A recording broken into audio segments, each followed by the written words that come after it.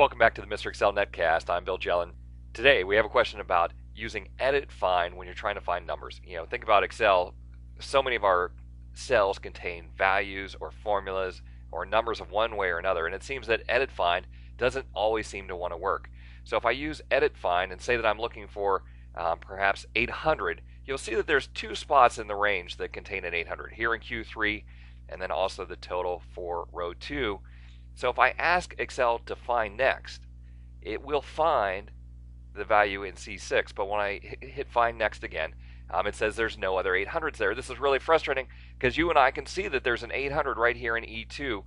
What's going on? Well, it turns out that we have to use the options button, and within the options button, we have to say that we want to look in not formulas, but in values. So in the default state where it's looking in formulas, it would have to have a formula that said like equal A2 times 800 in order to be found. Just by changing this to values, we can say find next, and there it finds the one over in the total, find next, find next, find next. It'll jump back and forth between the two of them. Okay, so far so good. It sounds like things are working, but let's see if we can find maybe this 2500 or 2600 down here in the total.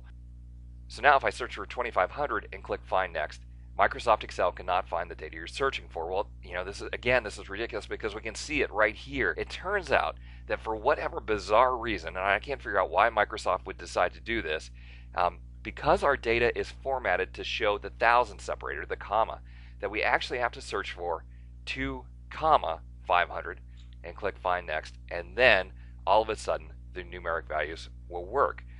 Now this is really strange. A couple things you have to do. If you're going to search for numbers, when you use edit find, first of all hit the options tab and say that you're looking in values instead of formulas, and then secondly you have to figure out what number format is applied to the range and make sure that you put in the decimals or the comma or the dollar sign even if you're formatted as currency.